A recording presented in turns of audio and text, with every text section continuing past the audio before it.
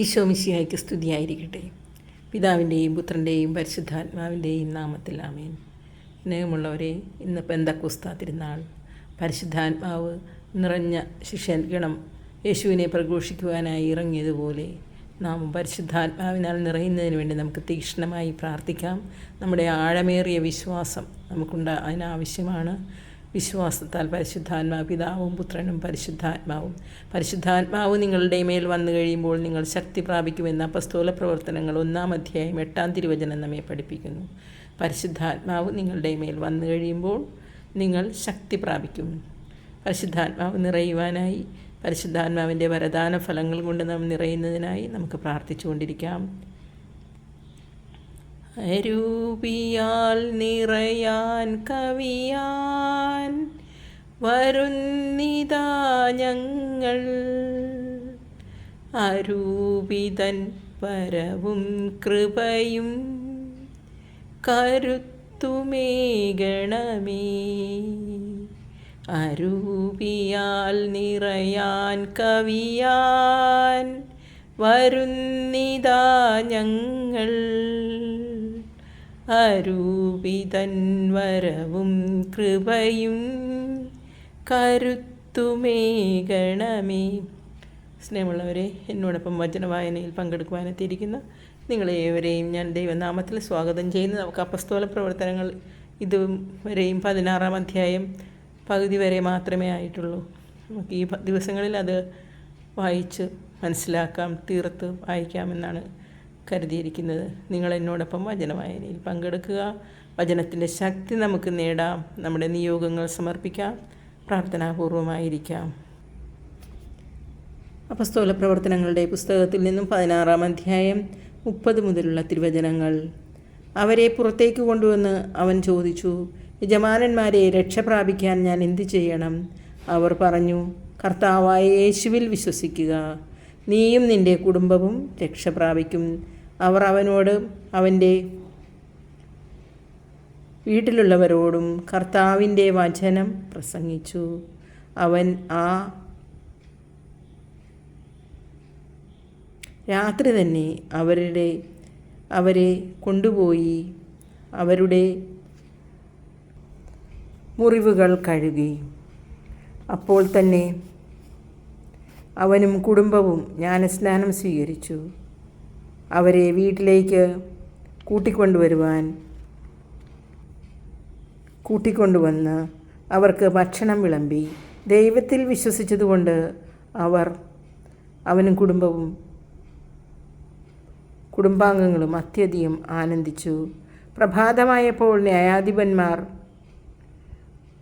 ആ മനുഷ്യനെ വിട്ടയക്കുക എന്ന് കൽപ്പിച്ചുകൊണ്ട് ദൂതന്മാരെ അയച്ചു.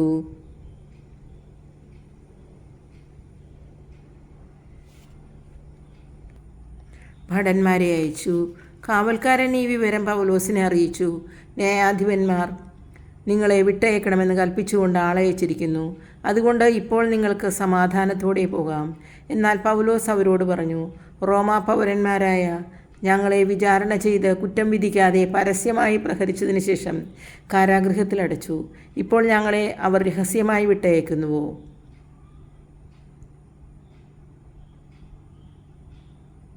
അത് പാടില്ല. അവർ തന്നെ വന്ന് ഞങ്ങളെ വിട്ടയക്കട്ടെ. ഭടന്മാർ ഈ വിവരം ന്യായാധിപന്മാരെ അറിയിച്ചു. അവർ റോമാ പൗരന്മാരാണെന്ന് കേട്ടപ്പോൾ ന്യായാധിപന്മാർ ഭയപ്പെട്ടു. അതിനാൽ അവർ വന്ന് അവരോട് ക്ഷമായാചനം ചെയ്യുകയും അവരെ പുറത്തു കൊണ്ടുവന്ന് നഗരം വിട്ടു പോകണമെന്ന് അവരോട് അഭ്യർത്ഥിക്കുകയും ചെയ്തു. അവർ കാരാഗൃഹത്തിൽ നിന്നും പുറത്തു വന്ന് ലീദിയായുടെ വീട്ടിലേക്ക് പോയി. സഹോദരരെ കണ്ട് ഉപദേശം നൽകിയതിനു ശേഷം അവർ അവിടെ നിന്നും യാത്ര തിരിച്ചു. അപ്പസ്തോല പ്രവർത്തനങ്ങൾ 17-ാം അധ്യായം. തെസലോനിക്കായിൽ അവർ ആംഫിഫോളീസ്, അപ്പോളോണിയ എന്നീ സ്ഥലങ്ങളിലൂടെ യാത്ര ചെയ്തുകൊണ്ട് തെസലോനിക്കായിലെത്തി. അവിടെ യഹൂദരുടെ ഒരു സിനഗോഗ് ഉണ്ടായിരുന്നു. പൗലോസ് പതിവനുസരിച്ച് അവിടെ ചെന്ന് 3 സാബത്തുകളിൽ വിശുദ്ധ ഗ്രന്ഥത്തെ ആധാരമാക്കി അവരോട് സംവാദത്തിലേർപ്പെട്ടു. ക്രിസ്തു പീഡനം സഹിക്കുകയും മരിച്ചവരിൽ നിന്ന് ഉയർത്തെഴുന്നേൽക്കുകയും ചെയ്യുക ആവശ്യമായിരുന്നുവെന്ന് അവൻ വിശദീകരിക്കുകയും തെളിയിക്കുകയും ചെയ്തു. അവൻ പറഞ്ഞു, ഞാൻ നിങ്ങളുടെ മുൻപിൽ പ്രഘോഷിക്കുന്ന ഈ യേശു തന്നെയാണ് ക്രിസ്തു.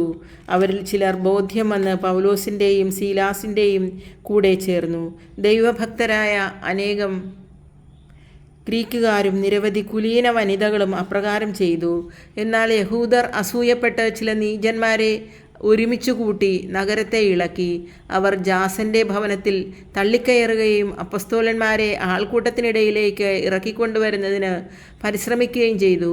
അവരെ കണ്ടെത്താൻ കഴിയാതെ വന്നപ്പോൾ ജാസനെയും ചില സഹോദരന്മാരെയും നഗരാധിപന്മാരുടെ അടുക്കൽ വലിച്ചിഴച്ചു കൊണ്ടുവന്ന് അവർ വിളിച്ചു പറഞ്ഞു, ലോകത്തെ തലകീഴ് മറിച്ച ഈ മനുഷ്യർ ഇതാ ഇവിടെയും വന്നിരിക്കുന്നു. ജാസൻ ഇവർക്ക് ആതിഥ്യം നൽകി. യേശുവെന്ന മറ്റൊരു രാജാവിൻ്റെ പേര് പറഞ്ഞുകൊണ്ട് ഇവരെല്ലാവരും സീസറിൻ്റെ കൽപ്പനകൾക്കെതിരായി പ്രവർത്തിക്കുന്നു. ഇത് കേട്ട് നഗരാധിപന്മാരും ജനക്കൂട്ടവും അസ്വസ്ഥരായി. അവർ ജാസനെയും മറ്റുള്ളവരെയും ജാമ്യത്തിൽ വിട്ടയച്ചു. ബെറോയായിൽ രാത്രിയായപ്പോൾ സഹോദരന്മാർ പെട്ടെന്ന് പൗലോസിനെയും സീലാസിനെയും ബെറോയായിലേക്ക് അയച്ചു. അവൻ അവിടെ എത്തി യഹൂദരുടെ സിനഗോഗിലേക്ക് പോയി. ഈ സ്ഥലത്തെ യഹൂദർ തെസലോനിക്കായിലുള്ളവരെക്കാൾ മാന്യന്മാരായിരുന്നു. ഇവർ അതീവ താൽപ്പര്യത്തോടെ വചനം സ്വീകരിച്ചു. അവർ പറഞ്ഞത് സത്യമാണോ എന്ന് അറിയുവാൻ വിശുദ്ധ ഗ്രന്ഥങ്ങൾ അനുദിനം പരിശോധിക്കുകയും ചെയ്തിരുന്നു. അവരിൽ പലരും വിശ്വാസം സ്വീകരിച്ചു. കൂടാതെ ഗ്രീക്കുകാരിൽ ബഹുമാന്യരായ പല സ്ത്രീകളും